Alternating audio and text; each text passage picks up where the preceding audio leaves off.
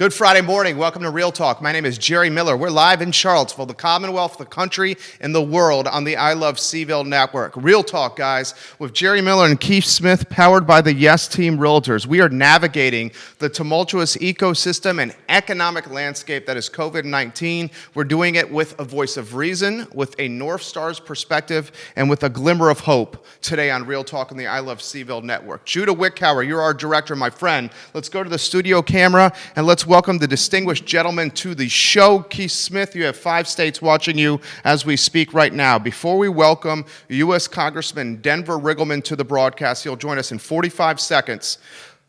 Anywhere you want to go, my friend. It's Friday morning. Yeah, so we are for the next month on 2 shows on Tuesdays and Fridays. We're going to we talked about this earlier this week.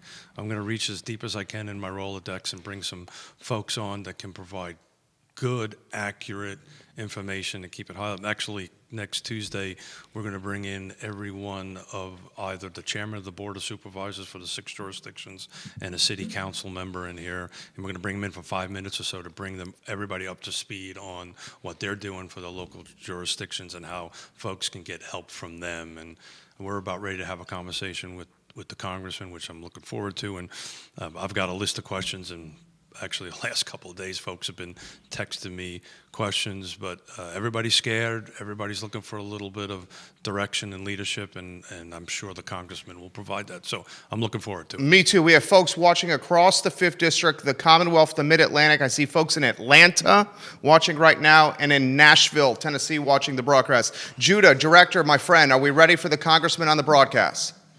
All right, Denver Riggleman on the show. Congressman Riggleman, before we go anywhere, I'm curious and you're live for now 6 different states. I'm curious of what the last 30 days, Congressman, has looked like you, because I'm sure it's been a whirlwind.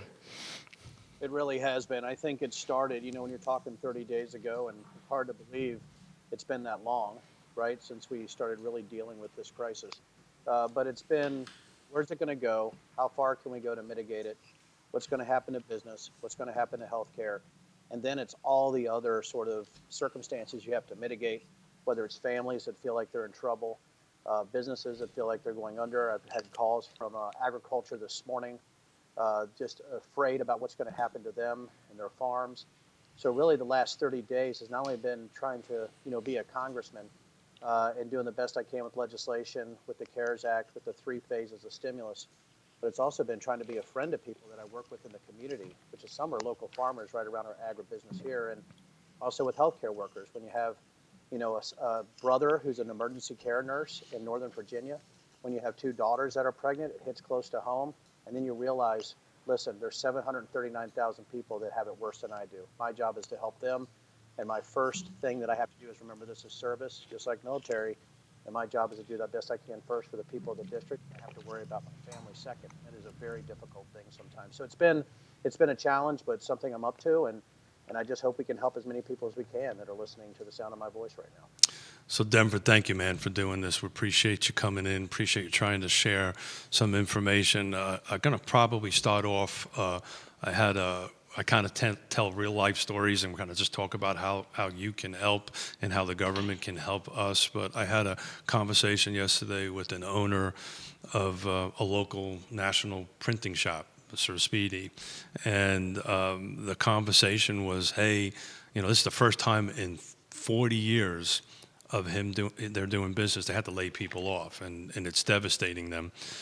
But more importantly, they've filled out all this paperwork, right? There's tons of paperwork. And what he was telling me was that their lender, which will remain nameless, doesn't really know what to do with that. So with the paperwork, excuse me. So this would be a great opportunity. I know these folks are watching because I'm looking at the feed here. What's best practices? What can we do to help that? And at some point, I want to migrate away from the business and talk about the everyday citizen and what can we do to help them navigate this. So I'll, which is difficult for me because I'm a Yankee, so I'll shut up and I'll let you chime in. That's okay, and we're all in this together, Yankee. No, here's the before you go on, Congressman, you know the difference between a Yankee and a damn Yankee, right? Yeah, please tell me. Oh, Please come tell on, me. you know it. Damn Yankee stays. You just want me to say That's right. it. That's right. That's Okay, right. got it. I just I'll say it. shut up now. Go ahead. No, but no platitudes here, right? And I think as a business owner, I can speak to this specifically. I was working with the Small Business Administration of Bankers yesterday, and I hate to refer anybody to my official Twitter feed, but the small business rules came out last night. Here's the issue I was having from bankers. They were confused initially why the legislation said we could charge up to 4% or the bank could charge up to 4% on the PPP loans, and why SBA guidance came out with a 0.5% interest rate with a 2-year term instead of a 10-year term, which was in legislation. What we had put in legislation was up to 4% and up to 10 years. So there's a little bit of a disconnect initially between what the legislation said and what SBA administrators thought that they could actually put out as rule guidance based on the parameters of the legislation. Here's a call I got from bankers. Holy cow, 0.5% with only a 2-year payback, even $2 million loans are going to be very difficult for us to do for larger companies. You're saying Sir Speedy or some of the franchises, what are we going to do, right? Denver, it seems like the legislation isn't matching what the rulemaking was from SBA. So we've been going through that, and we just got new guidance out last night. And again, I hate to refer to my Twitter page. If you go to Rep. Riggleman Twitter, it actually has the link to the new small business rules. But the banks have new actually regulatory guidance out where now I think with the fees that they can get for those loans, even at a 0.5%, and with the guarantee of a backing by SBA, they're a lot more clear today than they were yesterday. So I humbly submit to the owner of the company or the person running the franchises, go to your banks today. They should have that new guidance out. Now, I will tell you this. The banker who called me yesterday in 48 hours had 1,100 applications. Sure. 1,100. Sure. Each of these local community banks have to worry about liquidity also. So having that guarantee from the SBA is going to be very important. The other thing we're looking at is a paper facility for small banks so they can immediately get to a secondary market. The thing is, it's very difficult to set up a secondary market that quickly, but we're starting to see that happen. So again, with the bankers, we're trying to make sure people can get the money cheaply and with as less regulatory overreach as possible. We also have to make sure the banks have the liquidity to loan that kind of money. There's $367 billion under the PPP when you're looking at about $350 billion on the 7A side and about $17 billion on the SBA Express side. That money's going to go fairly quickly. So the rack and stack's really going to depend right on what their prior relationships are with those businesses, what their credit rating looks like. But there's going to be a lot of expedited things that happen here. And the last thing, the banks have delegated authority. What that means, they don't have to go to SBA for approval.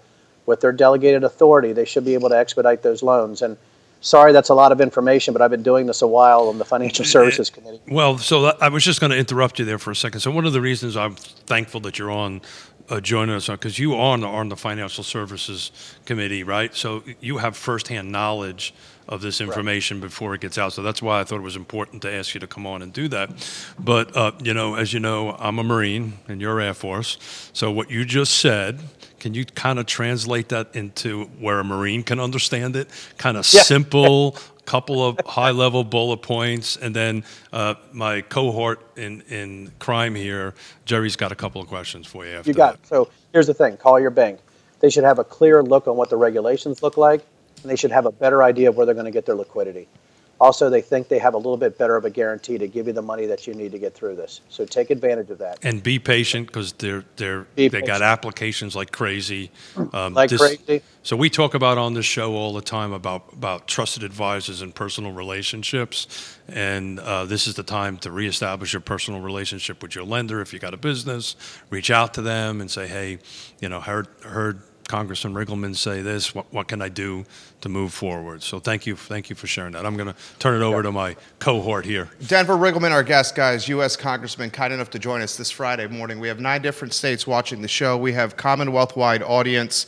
A couple of city councilors here in Charlottesville watching the broadcast as we speak. Some Albemarle County Board of Supervisors watching. Some state delegates watching. So, Denver, I'm going to get out of your way on this note. One of the things that I think has been very successful with your brand, your campaign, and what you're about is you're very good at humanizing, personalizing, and localizing. You're the everyday guy, okay? Even when we were trying to get you on the show here this week, I'm like, this is a cool dude to have a beer with, or have some No, gin gin, with, gin, some silverback, gin. some gin with, okay? So here's what I want to say. Give us the firsthand perspective with you guys of how things are happening with you as a small business owner, you as a family business. Humanize what's going on with you guys.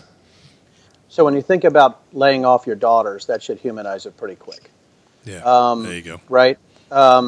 So when we saw this first happen, our first thing was looking at the small business rules and the CARES Act itself. I'm like, okay, I got a family meeting together, and I said, daughters, if I fire you, it's not personal, right? I mean, listen, and I said, there's backstops that we have right now in the economy that we can do this, but my first thing is let's not fire you. Let's not make sure that's just Christine, my wife, who's working the tasting room, as we do with the things that we're doing. So here's what I did. Before anything ever happened, and I want to tell business owners this, I looked at my equity on my conventional loan lines, and I plussed up that equity on the conventional loans without the SBA.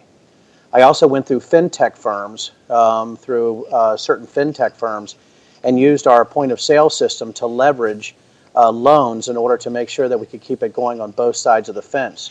I also called immediately and got deferments or got forbearance on all the business mortgage and utilities that we could.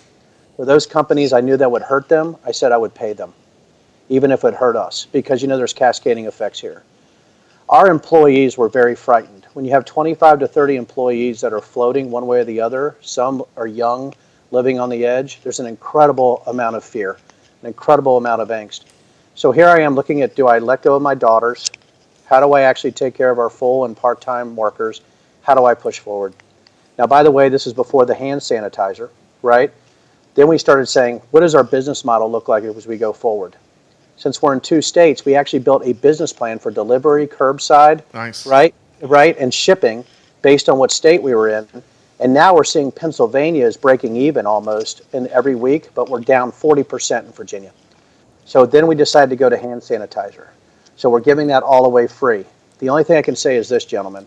I was fortunate enough on the ground to be just well enough liquidity-wise where we should be good for the next 3 to 4 months, and I've had to lay off no full-time workers, and it looks like I can keep people for 3 to 4 months. It's a blend of utilizing your conventional equity with the SBA guarantees and with the payroll tax credits, right? You need to look at the package, right? The entire package.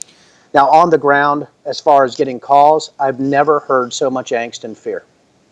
This is worse than 9/11 as far as the angst and fear that's sort of encircled the people because they believe their families are going to be affected directly by the pandemic, whether on the health side or the business side. And I tell you, I had a woman drive up to me while I was delivering hand sanitizer, and she broke down with me.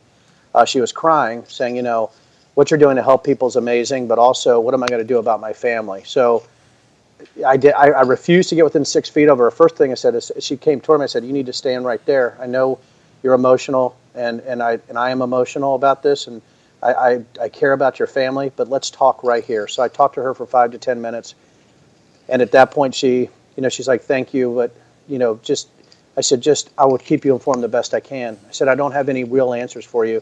Just know I'm doing the best I can and love your family. Follow the health guidelines. I know I'm doing everything I can to make sure you get paid. The emotion has been staggering out here. Listen, we're the biggest agricultural district in Virginia. I had farmers calling me this morning saying that they're worried about finding workers still. And we have, 10 million unemployed, right, or on the unemployment rolls, wondering how the CARES Act helps them, wondering about the AWR.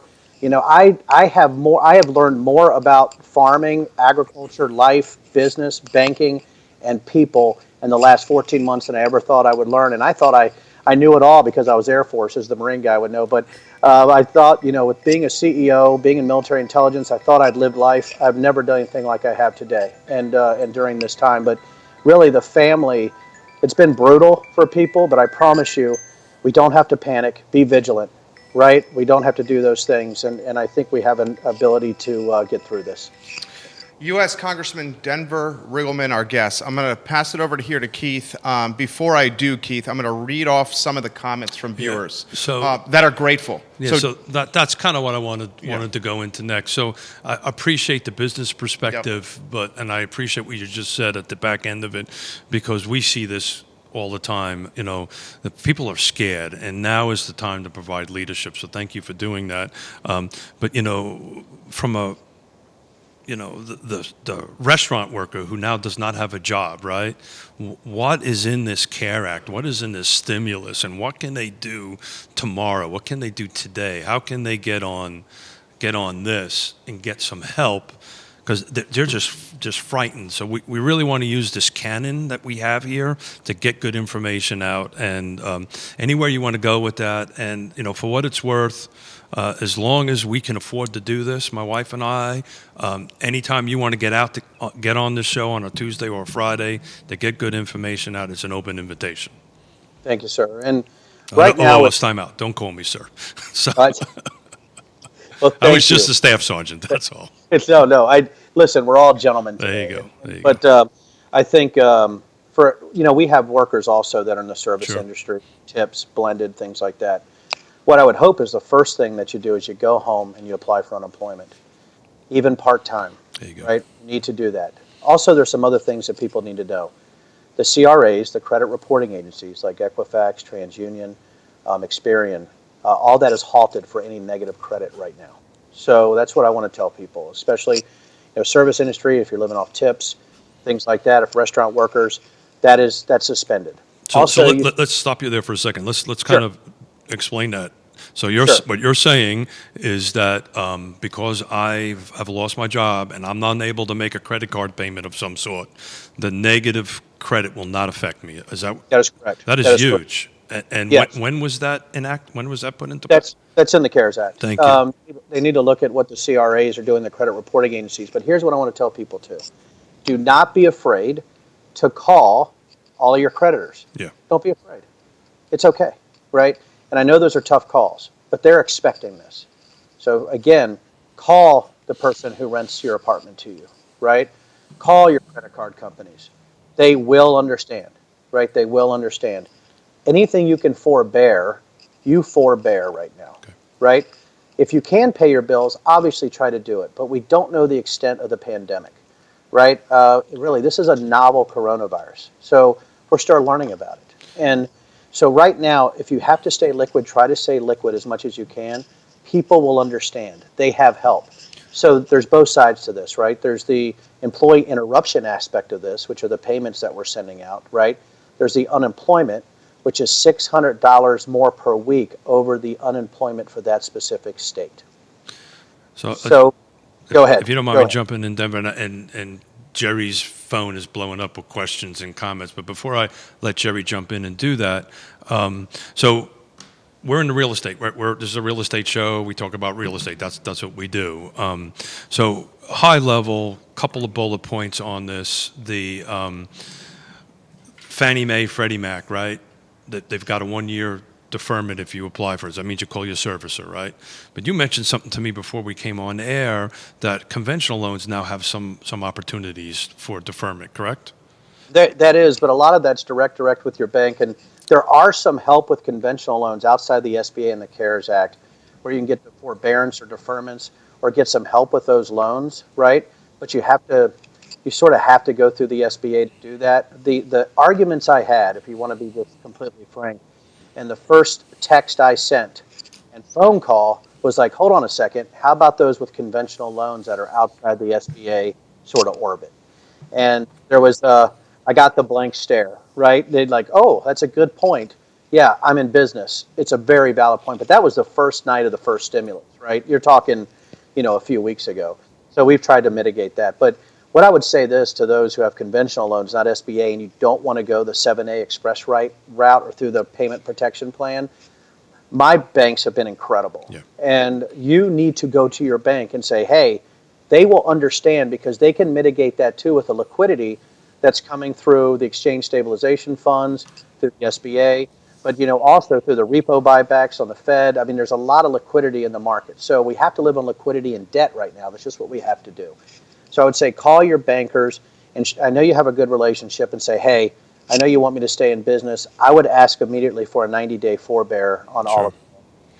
Denver Riggleman, our guest, guys. We are live on the I Love CVille Network. I'm going to relay some of the questions and perspectives, We don't have time to get it to all of them from the listeners. Jason Krigler is watching in Central Virginia. He says, Congressman Riggleman, great information. Thank you so much for giving us this insight. And thank you, Jerry and Keith, for hosting Congressman Riggleman. Josh Crunkin is watching in Southwestern Virginia. He says, thank you for the time, Congressman Riggleman. Grace Michaela is watching in Raleigh, North Carolina, and she says it really put it in perspective when the Congressman Jerry said he had to lay off his daughters. Thank you for hosting the interview. I have a couple questions from listeners that I want to throw to you, and I'm going to paraphrase for them.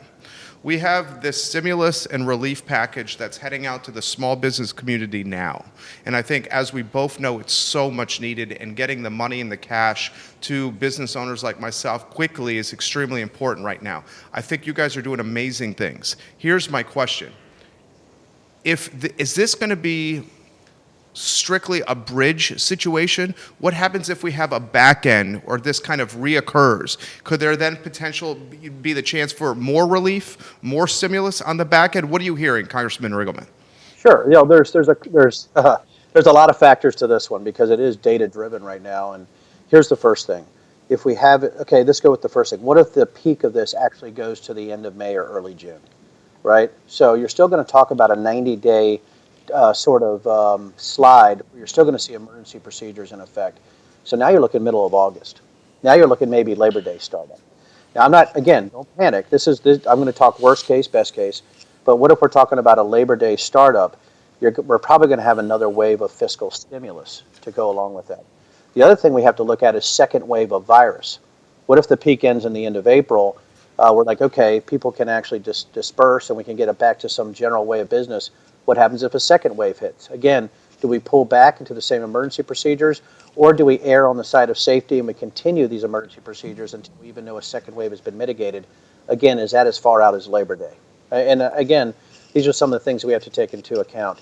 We're talking about a $2.2 trillion stimulus after an $8.3 billion first supplemental and $40 to $42 billion in released emergency aid on the second bill. Now we're into the third act, which is $2.2 trillion. We've also had $1 trillion in liquidity released by the Fed, right? So now you're looking at we're talking to get into the trillions of dollars. My guess is, and I don't want to frighten people at all, but I think that this is going to last a little bit longer than we thought, based on the fact it's a novel coronavirus. I would say, to be practical in the information sources you're looking at. Today, I was looking at a news source that said, we think that everybody was wrong about the coronavirus mortality rate. It's only 0.8. Only 0.8 is 4 times higher than the swine flu. Yeah.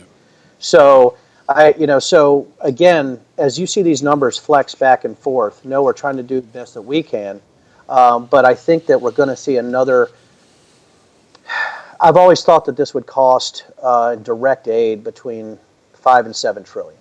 And so I think we're still looking at that. So I wouldn't be surprised if we see another bill.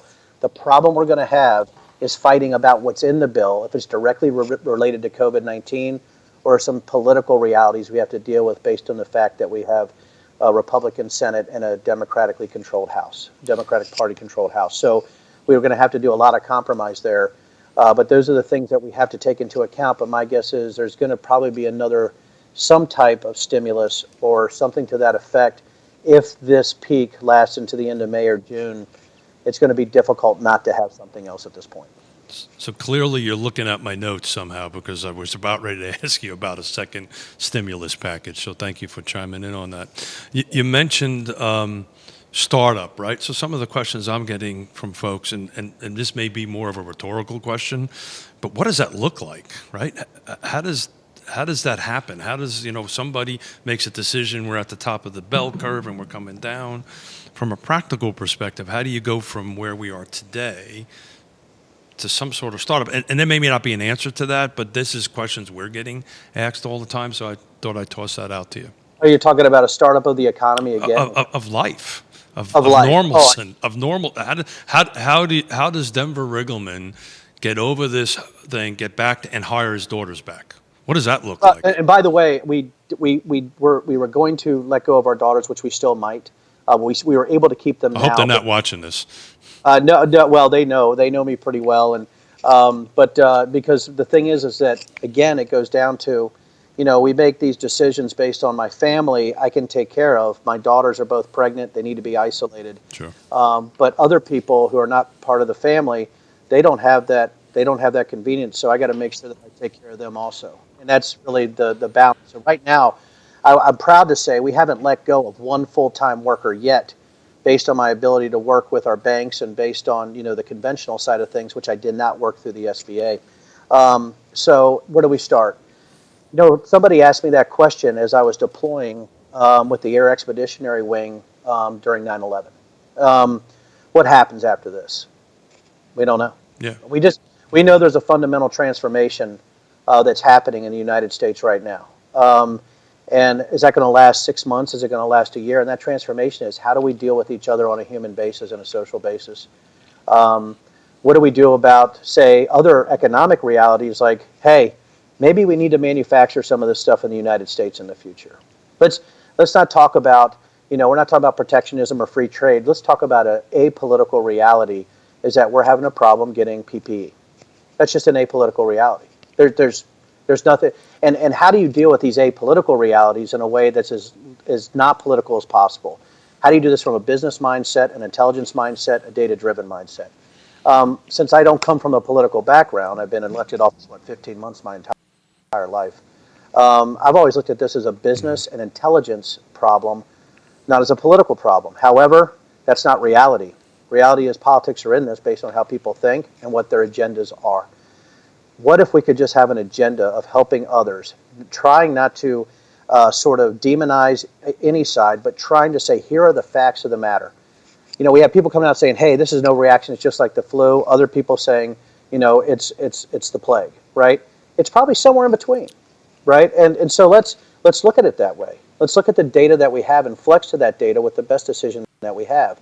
A lot of times government likes to kill mosquitoes with a sledgehammer, right? That's what government is. What if we can be more directed and regional? What if we could do this? But what does it look like after this? I think you'll see a fundamental change in habits of how people deal with each other until people know that COVID isn't out there. I think you're going to see people that sort of treat social media differently.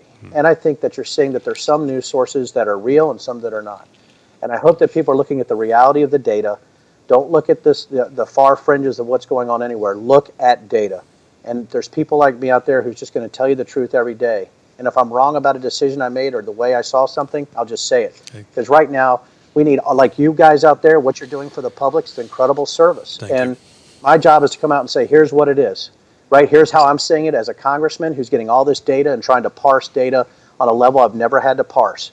Right? So I'm trying to do that, trying to do the right thing. So I would say, what does this look like afterwards? I think it looks like, I think it's going to be transformational in how we deal with each other. But I still think you're going to see the American spirit win in the end, because that's what happened in 9/11. That's what's going to happen now. We can't help it. We're Americans. So I would say in the next couple of years, we'll be back to normal a little bit, I think. So I like your reference to 9/11 with this. So a little personal information. I'm the son, the grandson, and the great-grandson of New York City firemen. 9/11 lost dozens of people that I personally knew. Still losing people from 9/11. But people are far more scared about this than 9/11. You had yourself, right? The guys that went out and did what we did from a military perspective. But this is just, at some level that it's just, I'm having a hard time comprehending it. So, but yeah, I like the fact that you tied that together, because that's literally, my wife and I were having a conversation this morning over a cup of coffee that, this is bigger than that. On the flip side, to talk about the positive spirit of an American or people or just humans, we are now getting to know our neighbors like we never got to know before, right? Irony, right? What irony, right? We are social distancing and finding out more about our neighbors and who we can help and who can help us than we've ever had before. And that's what I'm saying, is that it could be transformational on the social side, but it also transformational on how we see each other. Yeah. And and yes, we have a right to be afraid. Sure. And I'm afraid. I mean, I would lie to anybody here to say, hey, it doesn't worry me that one of my daughters could catch coronavirus, or my wife, right? Or that me going to D.C. could bring it in, right? all these things that you think about every day, and you guys are thinking the same thing. There's nobody with hearing me that aren't having those same thoughts, right? You're worried about your family more than yourself. Now you're seeing people that are more worried about others than they are about themselves as a group, right? People volunteering in New York, right? What you saw with FEMA and with all the ambulances arriving in New York and all the volunteers. You have this happening, and I'm seeing hospitals, and I get calls from the UVA molecular biology lab, and I'm able to interact with people that are heroes. They are Sure. heroes. So it's incredible to me what we've seen with the American spirit, and it's always the fight, right? It's the American spirit against those who want to demonize, or those who want to create panic, or those who want to do things that are just out of touch with what we are as Americans, and that's the fight. Denver, hate to interrupt you, but we're going to have to migrate to our next guest. Jerry's going to sign you off, but hey, man, thanks for what you're doing. You're welcome back anytime. Thank you. Why don't we close with this? And guys, Liza Borches, in a matter of 5 minutes. Liza, if you're watching, we're going to go to you. She's the Chief Executive Officer of Carter Myers Automotive, the largest automotive business in the region. I'm going to close with this. Okay, you got a lot of people watching you here. Anywhere you want to go. Inspire, lead, voice of reason, the North Star, the calming voice. I'm going to just cut to the chase. I'm a husband. I'm a father of a 2-year-old. I got a small business here. I got some real estate interests in downtown Charlottesville, Denver, and I am scared shitless, man. Okay? I'll get out of your way here. Anywhere you want to go. A lot of folks listening to you. You know what is it? You can't have courage unless you have fear, right? Everybody should be a little bit worried and fearful for their families, because that's the natural state of human beings, right? Is that we love others more than ourselves, especially as a family, right? And you see the people you're trying to take care of. But here's the thing. You need to be transparent and honest about how you're feeling, but make sure that you don't induce panic in others. Try to listen. People aren't telling you the wrong things about social distancing, or washing your hand, or not touching your face, right? Or ensuring that people with underlying conditions or the elderly are not in the path of this coronavirus. You're going to hear that over and over. Listen to that. Also know that sometimes government does overreact, or it underreacts based on the data that's available. It's not that there's any nefarious purpose to any of this. It's that people are just trying to do the best they can. Because I tell you what, I have a big reveal right now. When I was elected as congressman, I didn't know everything, right? It didn't automatically give me some kind of otherworldly universal knowledge that's more than your everyday problems that you have and the things you're going through. All I can do is best I can from constituent inputs. And if you have inputs to me, if you need to talk to me, we will respond. Now, we're getting thousands, but we're doing the best we can. But my job is to care for you more than I care for myself, and that's what these guys you see up here, we're trying to get that information out. So I ask, if all of us are doing that, just care about others, more than yourself, and try to do the best you can to protect your family and help others during this time of need. And I promise you, we'll get through this. Amen, brother. Well said. Thank you. You Thank were you, buddy. fantastic. Welcome back Thank anytime, you, guys. man. Take care. Denver Riggleman, guys, absolutely fantastic right there. U.S. Congressman, phenomenal interview. Yeah, I knew he was going to knock it out of the ballpark, and I'm having a hard time from keeping some tears rolling down my cheek. So, Thank you, Denver Riggleman, for joining us on the program. Liza Borches is going to join us in about 2 minutes, Judah. So if you can get that channel ready to go. Judah Wickhauer is our director. Thank you, sir. She's the Chief Executive Officer of Carter Myers Automotive, the largest automotive company, undoubtedly. And Central Virginia, we'll get her perspective. In the region. Central Virginia is a region. Yeah, we'll get Liza's perspective as a CEO, as a mother, as a wife, as a leader, as a Charlottesvillian. The thing that I admire about Congressman Riggleman and the interview he just did, and we're putting politics aside, of course, man to man, woman to woman, person to person. He talked about the vulnerability of laying off daughters that are pregnant. He talked about the vulnerability of finances personally for his family. And he talked about the vulnerability of, I just don't know what could happen. Yeah, this is the time to be honest. And that's what we just heard. There's no politics in this. There's nothing. We're all in this together. And again, it was hard for me to choke up because 9/11 is extremely personal to me, and I've deep personal connections to what happened. But just real quickly, I'm going to pivot to Liza before she comes on. What I was originally intending to bring Liza on in March. March was Women's Month, right?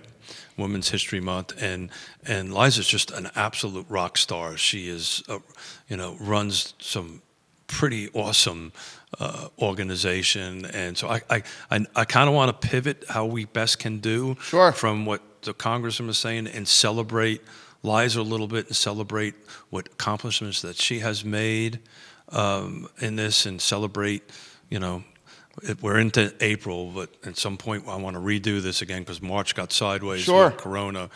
But maybe we'll start off asking Liza to tell a little bit about herself. And Sure. Judah Whitcow, are you ready to rock and roll with our next guest? I have her on Skype. Okay. So Liza Borches is going to join us in 15 seconds. Liza, as we set the stage, and Judah, give me a verbal cue when you're ready for her. Michael Guthrie's watching the program, and he says Denver Riggleman, Congressman Riggleman, is a great lead for Liza Borches to discuss courage. There you go. Liza Borches is now on the program. We're live in the Commonwealth and the I Love CVille Network, 12 different Facebook pages. Liza, we'll get out of your way. Introduce yourself to the viewing public, what you're all about, your beliefs, your passions, your hobbies, your interests, and then we'll get into the nitty-gritty. Thanks, Jerry. Well, that's a lot. You ready for me now? We're ready for you. Show is yours. So all those different things that you just asked me to share about myself might take longer than we have, because when I talk about my passion and my hobbies, I can go on for hours. But what I'll share right now is a little bit about myself. I'm the president and CEO of Myers Automotive. We have 15 businesses, dealerships across the state of Virginia. As you mentioned in the lead-in, I am a mom of two, 14-year-old and 11-year-old, who are at home doing online schooling. I am also a wife. I am a friend to our almost 700 associates in our company, and someone who is very passionate about Charlottesville and our community being the absolute best it can be. Wow. There you go. So I'll go from there, but I'll give you a moment if you want to lead me in a certain direction that you'd like to hear more about. Well, I'd like at the back end of it talk a little bit about your courage presentation you gave to Roy Wheeler Realtors. Was an excellent presentation, and it was flying high after it, and this may be the perfect opportunity to kind of expound on that. But did you get a chance to listen to Denver Riggleman? I did. I missed the first couple minutes because I got a call from our bank about the SBA loan. Oh, yeah, so. There you go. Take it. Good for so you. I missed the first few minutes. Good call, bad call? Good call. There you go. There you go. Most businesses around the state are, or the country. So I was wondering if you could just share your thoughts of what the Congressman said, and then we'll kind of take it from there. Yeah. Well, I think he brought up the word courage. And the last couple minutes, I thought of what he shared is absolutely the same mission that I have right now through this challenge. And that is, we need to love each other. We need to be supporting each other. We need to understand that there are all different levels of anxiety going on in every human out there. And whether I'm thinking about my family or my work family, we're seeing people who have high anxiety about coming to work or bringing anything home to their family as far as the virus goes. We're having people who have high anxiety about getting a paycheck and making sure they can pay their bills. And Congressman Riggleman went into a lot of different support areas that are out there for everybody right now. But as a leader, as a friend, as a community member, the most important thing we can do right now is to have the courage to live our core values, to live our personal mission, our company mission, and make sure that we're making really smart decisions that are not rash and made quickly in a moment of panic. And I think the Congressman shared some really good thoughts on that, and I just completely agree with him and hope that together as a community and as a nation that we can breathe, breathe and take our time to make sure that we're making the best decisions and not making them in a moment of panic. Well said. Thank you. I knew that would be a rock star, so thank you so much. So how's business? Well, different, unique, intense, but in a very different way than it was 30 days ago. So we've watched over the last 30 days business change dramatically, not just from customer demand, but the way that we're doing business. Obviously, being in the automotive industry, we support a lot of people in your industry in real estate. But we've watched really about from the day of March 17th on, sales have been dropping pretty consistently. We're down to probably 75% drop in the sales side of our business. Certainly here to make sure that those who have transportation needs, people who need to get to work, are able to come if they need a replacement of a vehicle. But on the service side, we haven't seen as much of a drop. We do a lot of service business for first responders, for business owners. And I'm looking at our service department right now, and we've got vehicles from local fire departments, from police departments, from UVA Health System. We also have a lot of regular passenger vehicles of people who work in grocery stores, who work in hospitals, who are needing to take care of loved ones. So we are still open for our service business. It's off about 50%. And we have fully moved to shifts. So we've got everybody here only about half time so that we're able to spread all of our associates out, make sure that we're taking really seriously the responsibility that the governor has given us to be open. He said we need transportation as an essential service, but it is a serious responsibility that we've got to make sure we follow those social distancing guidelines, no more than 10 people in our dealerships, and making sure that we're clean and sanitizing every vehicle. Guys, we're live with Liza Borches. She's the Chief Executive Officer, the President of Myer's Automotive, live across the Commonwealth on the I Love CVille Network, powered by the Yes Team Realtors. I'm curious of your day, last 30 days. What is the last 30 days like for Liza Borches? You wear many, many hats. Give us a snapshot in the last 30 days. Well, if we look at the first week of that 30 days, I love being out in our dealerships. I love being out there, seeing our associates, connecting with customers. I wish I could do that full time. But that job immediately transitioned into, we have I call it a white conference room here at Colonial Auto Center in Charlottesville. And unfortunately, I have been in this white conference room pretty much every day for the last several weeks because it's been like drinking from a fire hose. Every day there's new information. There's new ways that we need to pivot and evolve our plan. And so I have my two key right hands, my COO and CFO.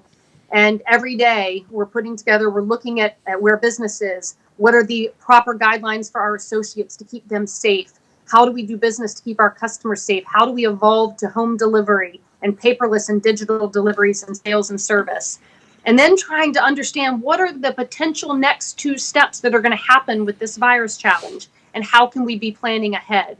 So we're trying to always have the next two steps ahead, depending on what direction things go the next day, and then we pivot. So it has been, 12, 14, sometimes 16-hour days, trying to look at all of our associates, how much business there is, how it's affecting their pay, how we can take care of them and make them whole, and also take care of the customers. So it's been like drinking from a fire hose for 3 weeks. So, Liza, I'd like to pivot a little bit from work. I know you sit on several nonprofits, and so do I. So I'd love you to talk a little bit about it.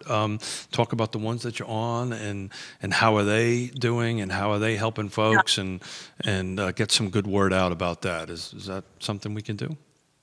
Absolutely. And what I'll do before I get into a couple of the specific nonprofits, I'll just mention, as we were talking about kind of what's going on in the business world, with our business being down as far as it is, we still need to have people here, right, in case a customer comes in. But we've been using that downtime to try to connect with both our nonprofits and with other community needs. So we set up our own helpline that I'll make sure that you have to post, so that any of our customers or non-customers, if they have something that's not a transportation need, they can call this helpline.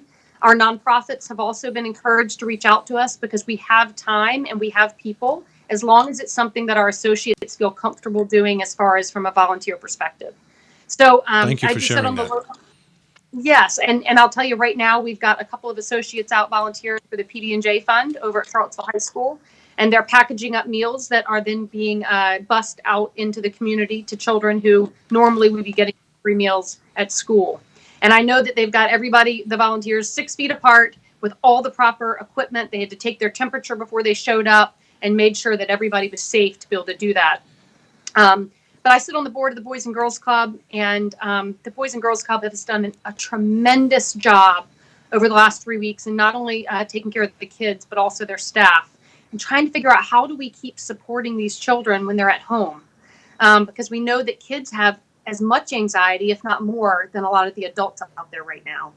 And the Boys and Girls Club is a home away from home for a lot of these kids. So we're trying to connect the staff digitally to the children, give them home activities to do.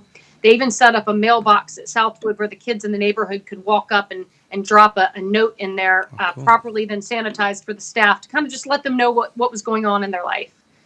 So I've been extremely impressed with what the club is doing. The United Way of Greater Charlottesville is one of the other nonprofits that I'm very involved in. And seeing them completely attack this virus by pivoting their business to what can they do to help the community has been tremendous. A couple other things that we've been involved with, Meals on Wheels is one that there are a lot of volunteers out there that can't deliver right now. So I believe it was from the Coast Guard, but they got prepackaged meals that will last 2 weeks to be able to get out to Meals on Wheels clients. And so we've got a couple people going over there on Wednesday every 2 weeks to deliver these meals, whereas we used to be able to do that daily. So I have to tell you, I'm so inspired by how our community is coming together. I'm inspired by the associates at Myer's Automotive that are willing to take some risk and say, you know what, I'm going to get out there and help. I've got downtime. We're making sure they're doing it in the absolute safest and healthy way possible. But I think this is a time for all of us to step up and lean in where we can, 6 feet away. This is the time to love on your neighbor, at a distance, of course, but this is the time to help give back. Yonna and I, my wife and I we've got a couple of shut-ins in our neighborhood, and we just constantly bring them meals. And we talked about this on the show, like, the old ring and run thing. We put it on the front porch and we run and we bring foods in. So look, we're getting close. We're going to have to wrap up here pretty quickly. I just wanted to say thank you for sharing. Welcome anytime. What we're trying to do in the next at least month, if not more, is trying to get good, positive information out. I think Jerry will wrap the show up, but I just personally wanted to say thank you for taking the time. I know you're just like we all are. We're working obscene hours and trying to do the right thing to move things forward. So I just wanted to take a moment and say thank you. Well, I'll look forward to being on with you and we can talk about business as normal. Yeah. I don't know It's coming. It's coming. It'll be there. We will get there. It'll be there. All right, we'll close with this note, guys. Liza Borches is kind enough to join us. She's the CEO and the president of Myer's Automotive. We're live on Real Talk on the I Love CVille Network. We'll close on this. You're a leader. People look up to you. I'll get out of your way. You have the Commonwealth and the community watching here. Give us some inspiration here, Liza. Jerry, I'm going to go back to where we started, which was with the word courage. And I think there are a couple key points that I've shared with my team that I did share with Roy Wheeler Realty in a different environment a month ago. And I think right now, each one of us needs to have the courage to make sure that we are living our mission and our values, because we need them more than ever. They need to be our North Star, as you said to Congressman Riggleman. They need to help us make our decisions because they're tough ones right now. And you can easily be swayed the wrong way if you don't have conviction and confidence in who you are, your mission, and your values, as well as those of your company. The second piece of courage that we all need to have is how do we figure out how to be better tomorrow than we are today? And there's a lot of opportunity in what's going on right now for us to take time and reflect, to take time to learn, to grow, and to collaborate with other community members and businesses, because there's an opportunity to come out of this better than we were today or yesterday. And I am just making sure that our team and my family, how do we look at a challenge as an opportunity? And months from now, we're going to look back and see how far we've come. Nice. You crushed it. You always crush it. Thank you for coming on the show. Thanks, Jerry. Thank you, Look Liza. forward to seeing Thank you you. guys in person soon. I know. You have a good one, Liza. Okay. Liza Borches, CEO, Myer's Automotive. I've said this constantly, and Judah, you're doing a heck of a job today directing the program. I've said this constantly on this network. In great hardship comes great opportunity and a chance to innovate. I think we're going to come out of this stronger and better than ever. I think we're going to come out of this closer. Like August 12, 2017, we came out of that as a more communicative community that was more open-minded and was more tolerant and was more respectful and embodied the golden rule even more. We're going to come out of this in a better way as well. Amen, brother. So do we want to go into the kind of little wrap-up, give out some gift cards? Yeah, you got a question. We got 6 minutes left. We got So we have two $25 Marie Bet gift cards right here. We also have a $50 gift card to Feast in the Purple Building on West Main Street. So two $25 Marie Bet gift cards and a $50 gift card to Feast in the Purple Building. Here's how you win. You're watching this program on 12 Facebook pages. Keith Smith is about to ask you a trivia question. Put the answers in the comment section of any of the 12 Facebook pages, and we'll pick some winners with correct answers for these gift cards. Keith Smith, my friend, drum roll. Before we do that, we're running out of time, but I just want to give a global shout out to our sponsors. They're scrolled along the bottom. Oh, yeah. Please reach out. Please support them. They need as much support as you can possibly give. So please do that. Please. So this is a transportation question. Okay. Maybe you might know this and maybe you might not. Has the city of Charlottesville ever had streetcars? Streetcars. What exactly is a streetcar? Light trolley? Rail, a trolley, a light Okay, rail. it has trolleys now. Electrified, actual railed streetcars. Okay, so we're going to use that as the question? That's the question. And when? Okay. And So you need to give the year. So instead of it being a yes or no, which people have a 50-50 chance I here. said year. Okay. So what year did the city of Charlottesville have streetcars? Pick one of the years. It was several years in it. Okay. So the question. At some point in time, there was a streetcar in the city of Charlottesville that went from the university down to where we're sitting. And what decade? Let's put it that way. What decade was that in? So was the answer is a 10-year period? It's about a 10-year or less period. It was a little bit more than that, but yeah. Okay. Name. Give us a year that the streetcars were servicing Charlottesville, Virginia, for a chance to win. We have answers coming in now. Sure. You know the answer? I do. Okay. Tracy Lee That's kind of the whole Shiflett. point of it. Okay, before we get to the answers here, keep them coming. We have 3 gift cards. $50 gift card to Feast in the Market Street Market. That's one of them. $25 gift card to Marie Bet. $25 gift card to Marie Bet. 3 total gift cards. Give us a year or a decade of when streetcars serviced the city of Charlottesville, and we'll pick 3 winners. Should I go to the winners, or you want to dot the I's and cross the T's on Liza and Denver Riggleman? Let's go to the question first, and then we'll pivot out. Well, you got to give people a chance to give the answer. Okay. I thought Yeah. you said we already had answers. Yeah. So we got Jason Krigler says 1910. There you go. All right. So Jason Krigler, you got one. Tracy Lee Shiflett said the 1960s. That doesn't sound like that's correct, right? That's not correct. Okay. So Jason Krigler's got one answer right there. Right now, he's the only winner. Looks like you have a chance to win if you put 1910 in there. But I know you've got a couple of questions, so maybe we'll give them out over that. What do you think of Liza and Congressman Riggleman? Well, I was I'm speechless. And how long have we known each other? For me to be speechless is saying something.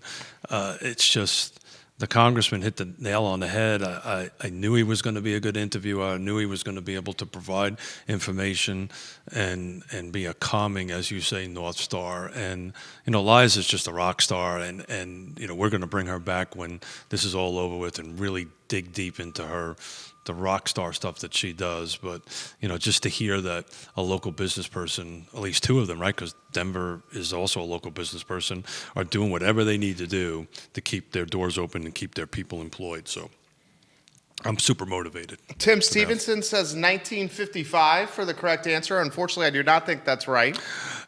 So the research I have does not go into the 50s. Okay. So Jason Krigler is the only winner so far. We'll continue to ask questions on Real Talk. We have 1 winner, and Jason Krigler has just put in the stream, Jerry and Keith, please donate the gift card to a group that could use it.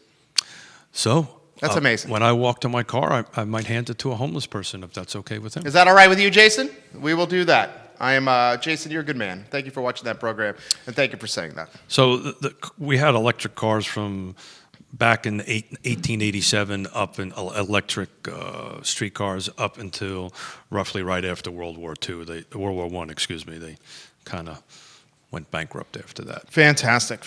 Well, today was a great show. We got to give away the $50 one. Right now, we already told him the answer. We can't. No, but you come up with a question. I I mean, come on, you're putting me on the spot here. I mean, we'll save them for the next week. There you go. So this is Real Talk. It's powered by the Yes Team Realtors. I'm very grateful for the Denver Riggleman and the Liza Borches interview, 2 leaders in our community. Thank you guys for doing what you guys do. Keith Smith, how's the weekend looking?